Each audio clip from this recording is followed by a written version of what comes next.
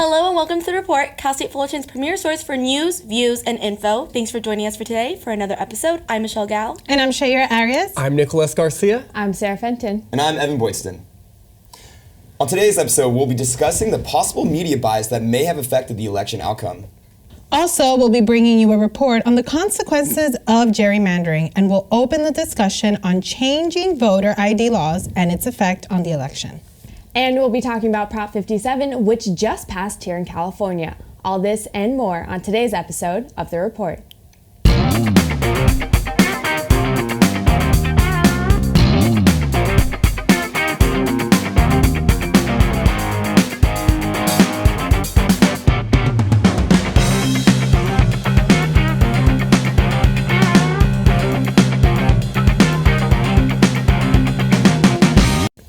Before we delve into our first hot topic, we'd like to invite you to be a part of this discussion this semester season.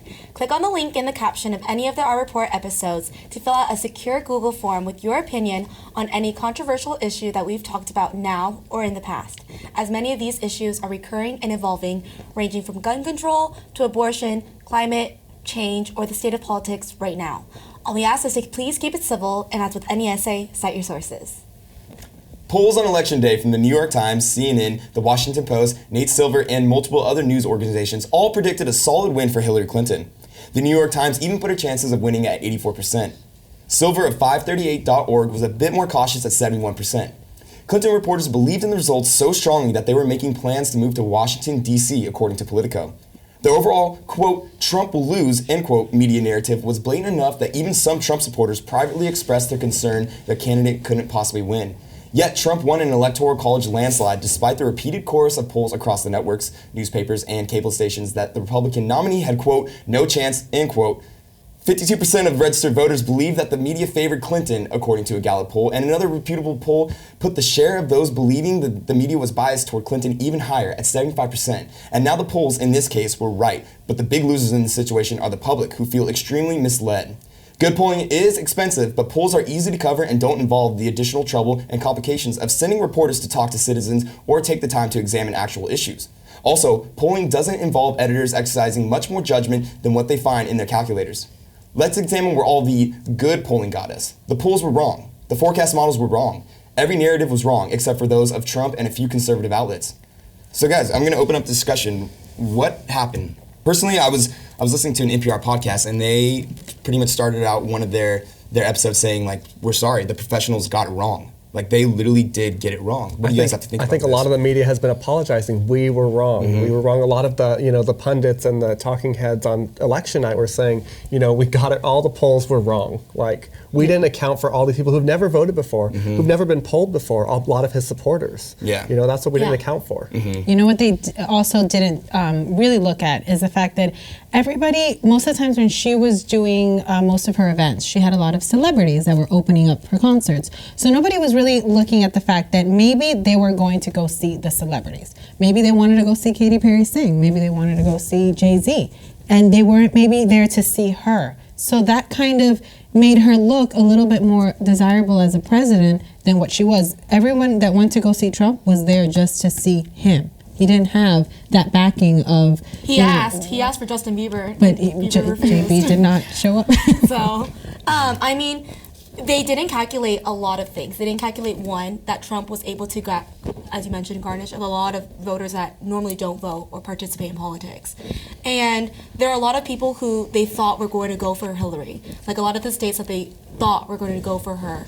And a lot of, the swing states, like Florida, we didn't know which way they were going to go. That was a really close one, too. Mm-hmm. They didn't calculate a lot of those things. And so that's what ended up with the media being wrong, and that was really interesting election night when they were all shocked.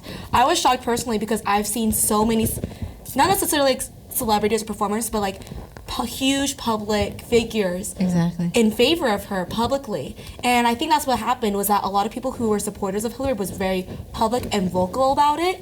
And so we didn't notice that there were a lot of Trump supporters because they were more quiet about it. Mm-hmm. Yeah, going off of that, I think the Trump supporters, that was the silent majority. And I heard that a few times during the election season, but it didn't really kind of have a green light to me. All I thought was, okay, maybe there aren't a lot of Trump supporters. But that silent majority is what won the election.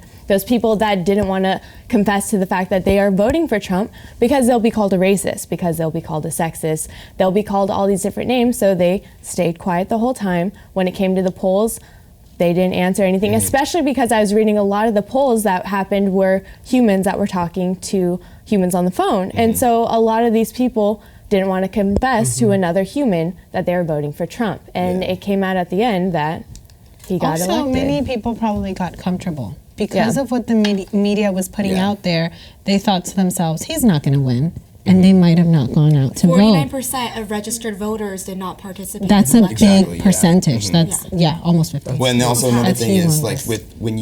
like they demobilized the vote on the left. The media pretty much saying that just always reporting on how well Clinton is doing. It's going to make, it's like you said, it's going to make them comfortable, and they're not going to realize that they actually do have to go out and vote. So it demobilized the left and it mobilized the right, and that's what ended up happening. So I really hope that there's going to be an increase in independent reporting, because I'm getting really tired of like being able to blatantly see the bias. Right.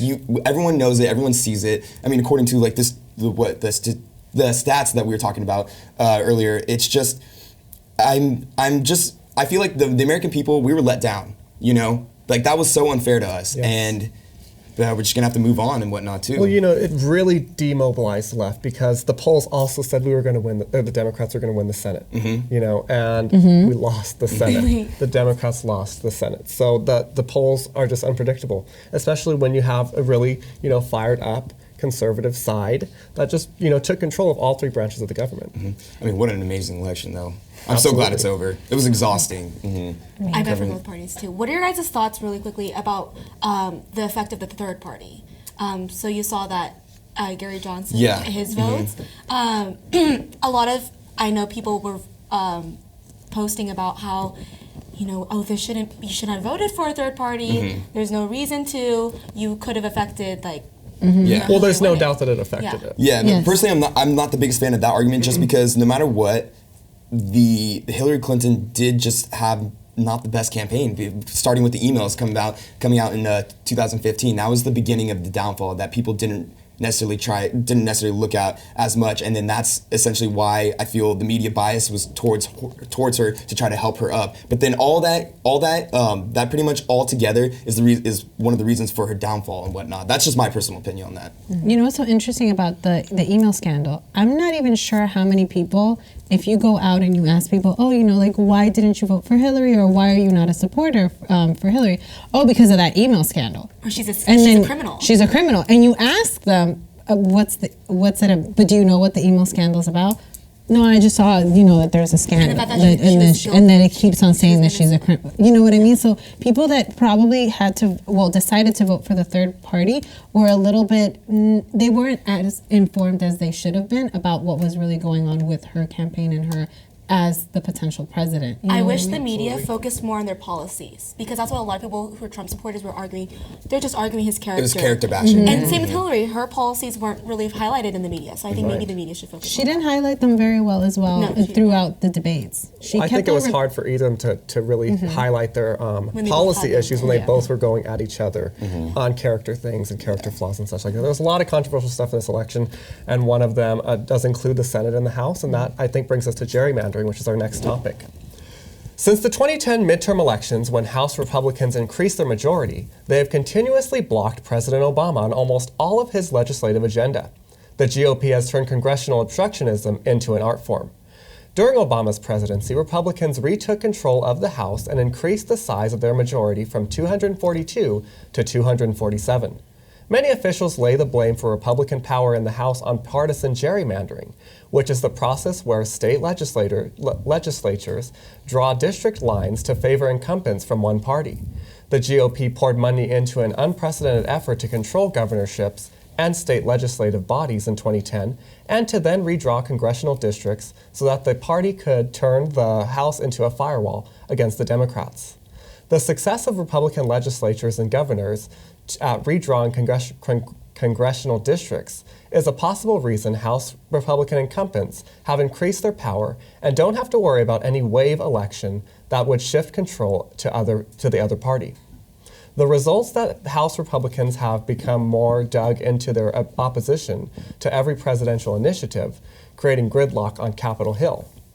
However, both sides used gerrymandering to their advantage. Many officials argue that Obama's expedited rise to power was because he was able to gerrymander his district to include more minority voters back in 2000.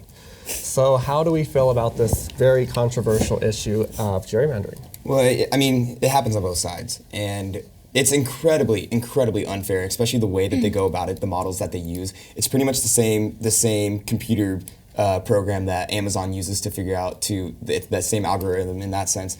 But I mean, that was many people have argued that this is how Obama rose to power so fast and was able to become like pretty much one of the youngest presidents.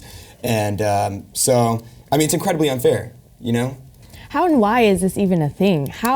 Why are we allowed to redraw the maps every time an election comes around? Like, oh, we want it to swing this way this election, so let's redraw it so we can make it in our favor. How is that not against a law? Why are they able to do that? I don't think it's fair. I think that's the issue we need to address. We need to make it part of the law and make the districts just go like on a grid or something. There's no need for these crazy shaped districts that we have all across our state and all across the country.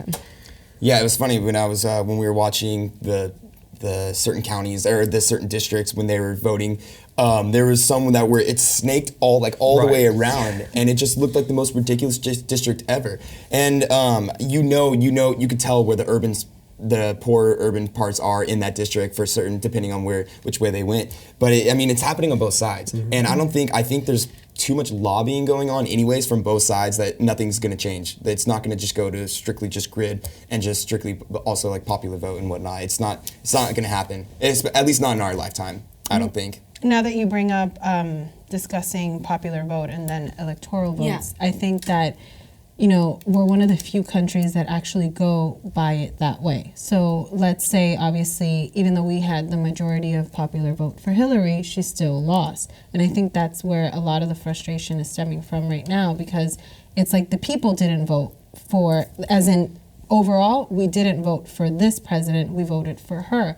And I think that the whole boundaries that are being drawn within gerrymandering, and then also showing it that they don't only do it to lobby certain laws and policies, they do it to actually elect the president of the United States. You know what I mean? And I think that's where a lot of the 49% that don't participate in the election comes from, because they think, oh, well, my vote doesn't matter because I know my state or, is going to lean this way, despite whatever I may think. And so I agree. I personally think that the popular vote shouldn't be just there to break a tie. I think it should be considered more so than the Electoral College. Well, this is the fifth time in history where the president didn't win the popular vote. And that's. I think that says a lot about the establishment that we have created, because the last one was Bush. The Bush. Al Gore. Yeah, Bush Gore. So I think there's going to be a huge, people are going to be going against the establishment now. I think that was from this election too, which is good. But obviously from this election, a lot of issues have been brought up about our establishment and what's going on with our government and whatnot. A lot of the way that we run our election in general is just so, I don't know. I feel like all of it's older. Like when I was voting, this is my first time I was able to vote. Like a lot of their systems were older too. I just think changes need to be made. Yeah, I think that we saw people voting against the establishment all the way down the ticket. In my local area, none of the city council members got reelected. Really? And a lot of the assembly people who were the establishment, even in typically the incumbents, in the same party, Democrats against Democrats against Democrats and Republicans against Republicans were going against the establishment and won. So I think we're seeing that all across the country. This is definitely a change election. Well, talking about certain boundaries that are being drawn in politics, that brings us to our next topic. For more than a decade, Republicans have wanted to justify restrictive voter ID laws, which are now in effect across the nation. Voter ID laws enforce multiple forms of identification. However, the IDs most readily available to the low-income and young people through public assistance agencies, colleges, and public or private employers were excluded. Many say these laws were intended to suppress the voters of minorities, young people, the poor, people with disabilities, and others who tend to vote Democratic. The courts have begun to recognize the emptiness of the GOP claims and their pernicious impact on Americans' right. Texas and Wisconsin even excluded military veterans' ID. But relenting after veterans groups protested, the voting right law did not pass in Texas, Wisconsin, North Carolina, and North Dakota. On top of early victories in Pennsylvania and South Carolina, voters who don't have the required IDs have the right to use alternative ones. This requires could be an expensive public education campaign by states that are either hostile to the rulings or are financially unavailable to fund such an effort. In July 5th, Circuit Court of Appeals ruled that the Texas law violated the Voting Rights Act and the Constitution by discriminating against minorities. Judge Nelva Gonzalez Ramos ordered the state to advise people who declared they, quote, cannot reasonably obtain, end quote, a required ID that they could use other forms of identification. Texas omitted the word, quote, reasonably, end quote, from its voting materials, which implied those unable to obtain a required ID had the option of Wisconsin.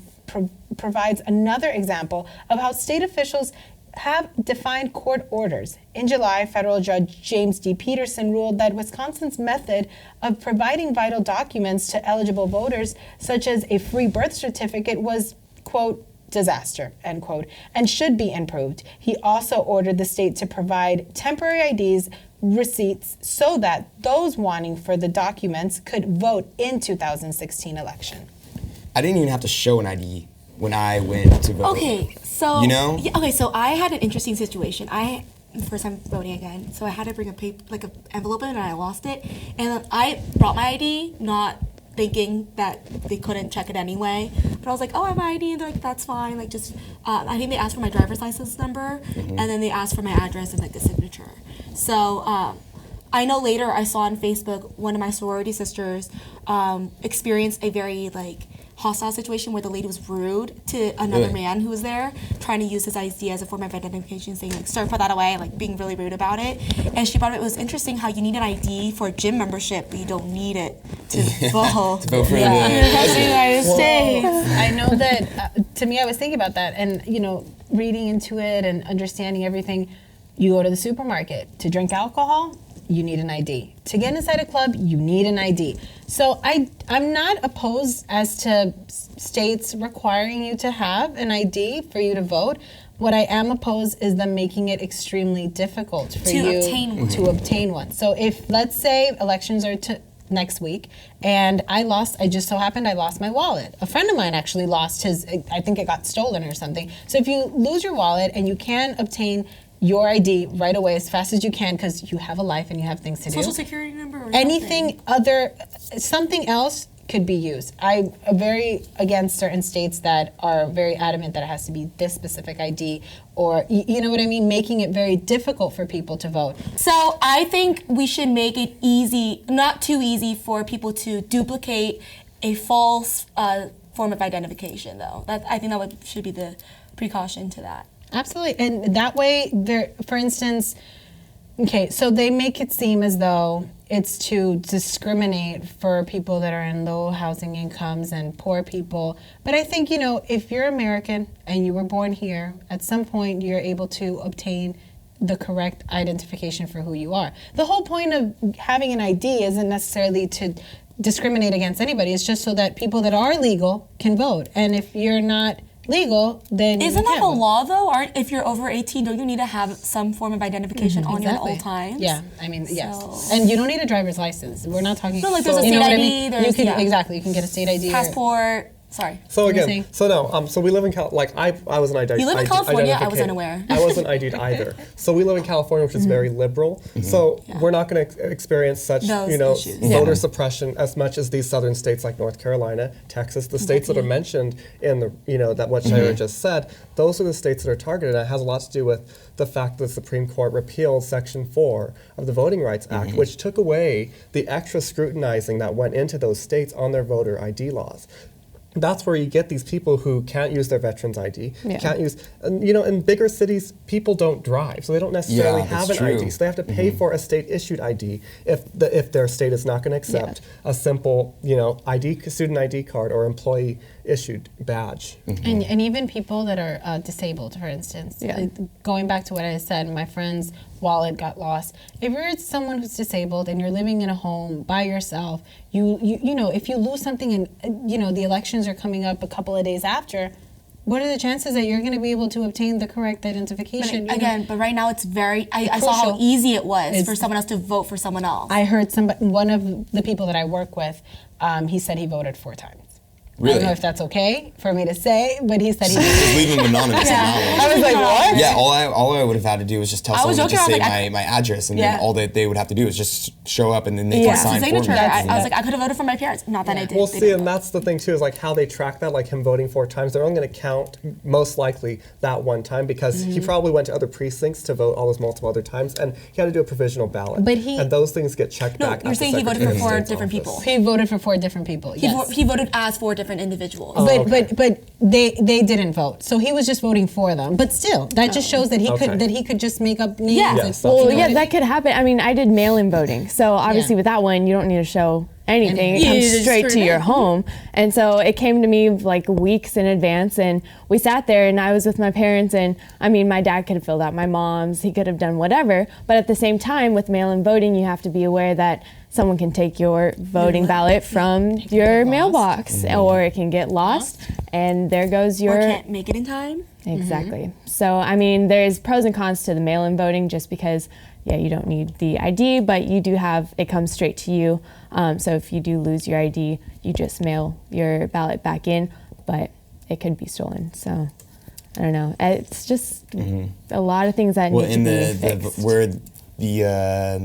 where it was repealed, that section, weren't those technically like battleground states too? Especially in this election, weren't they? That was where it was. North they were Carolina. tipping. Yeah. Yeah. Was that was Pennsylvania as Yeah, well? in that? Pennsylvania was another one. Pennsylvania was like the Wisconsin. tipping point where they That's when had, we knew. Yeah. If she loses, she's That's done. 20 And then people were on still votes. holding on, and they were like, "No, we still have Michigan." I'm like, "We're done, you guys. We've been." I remember done when they since were. Florida." I thought they were going to, because they all announced like, oh, we probably won't be able to make it through the night. So I was like, okay, like we'll wait a little bit, and then Yeah. they announced It was done. Yeah, it was done. When she said, "I'm not going to speak," then everybody was Yeah. pretty much aware what was Yeah. going on. But unfortunately. Moving on to more election news on the proposition side, the California Parole for Nonviolent Criminals and Juvenile Court Trial Requirements Initiative, also known as Proposition 57, was on the November 2016 ballot in California as a combined initiated constitutional amendment and state statute. A yes vote supported increasing parole and good behavior opportunities for felons convicted of nonviolent crimes and allowing judges, not prosecutors, to decide whether to try certain juveniles as adults in court. A no vote opposed this measure, increasing parole and good behavior opportunities for felons convicted of nonviolent crimes, and favored keeping the current system of having prosecutors decide whether to try certain juveniles as adults in court.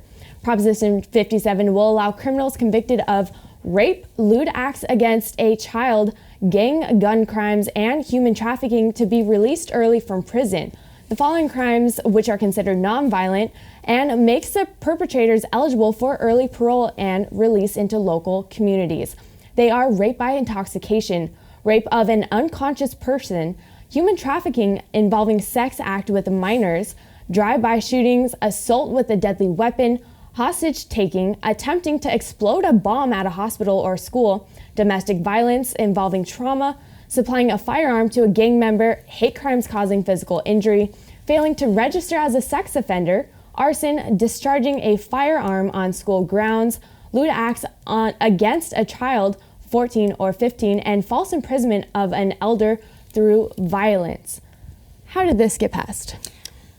First of all, the main thing is that people shouldn't vote on anything if you haven't done your research. At least a month. Just take your time.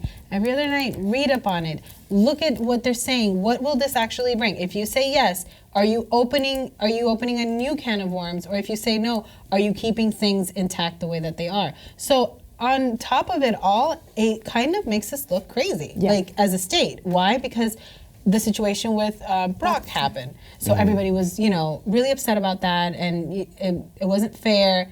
And then we went ahead and we just voted on a proposition. 67% of voters voted yes. So it's like, okay, is California, what's going on? I It looked think really it's crazy. because a lot of people are uneducated. It's the low voters. information voter. It's because I applaud everyone who did vote, because that's really important to have your voice heard and that you went out of your time to do that.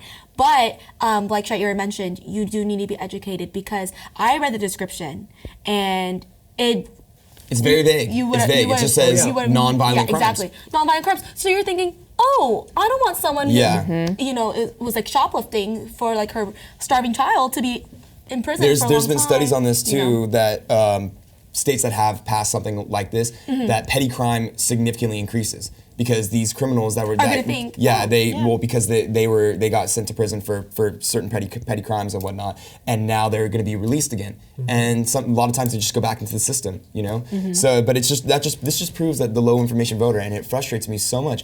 It's just, oh yeah, this sounds great. Okay, boom, yes. I know a lot of friends that smoke marijuana. They voted yes on it because they were thinking about the prisoners that got in trouble for possession of marijuana and whatnot. But there's so much more into it. You have to dive deeper into that, and that's what frustrates me so much. When you were reading the list, like I couldn't stop shaking my head. I was like, no way. Well, it's the wording that's on the proposition. It's non-violent felonies. So there is a list of violent felonies, and it's a list of 22. So if you didn't do any of those 22, then you're good to go. You can get out on parole. But those 22, there are branches off of them. So instead of just rape, like rape is on the 22, but there's different kinds of rape. So if you did one of the ones that isn't on that list of the 22 violent felonies, you're good. Then you're good to go. You can get out.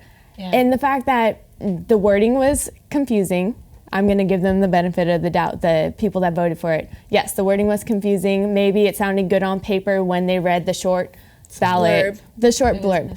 But I tweeted this out yesterday, and the fact that now people are realizing, oh, this is now what's passed, you could have known that months in advance. Why does it take the fact that now it's in and it's passed, and now you're worried about it? We could have totally avoided this and not had to worry about these felons getting out. But now it's like, how did this pass? I also read that it was very, obviously the wording, but misleading. So even though people thought that it was going towards one way, it actually turned out to be something else. Which is why I was also wondering as to who came up with this prop to begin with. And then that's when you start thinking of the different agendas that are happening in government right now that we as citizens might not be very aware, because you think about, so what are the pros of not having these people that commit these crimes in jail? Well, maybe whoever passed this lives in a high, like a really good neighborhood where there won't be any drive-by shootings, and maybe they live in such a great area or go to such good school or whatever it may be, where their daughter might not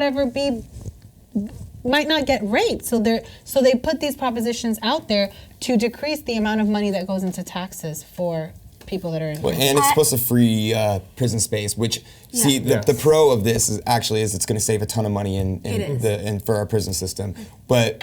But for the safety of the American people, for the state of California, it's not worth it. Right. It's not worth it. Yeah, crime has gone up 10% since last year. So I wonder what it's going to be like within a year from now after that. Well, I think with all of these issues concerning this election, all the propositions, the representatives, the president, we're going to find out. Time will tell. We'll see in 2 years. We'll see in 4 years. That's all the time we have on this episode of The Report. Tune in next week for more news, views, and info. I'm Nicholas Garcia. And I'm Shaira Arias. I'm Michelle Gao. I'm Sarah Fenton. And I'm Evan Boydston. Stay fresh, Fullerton.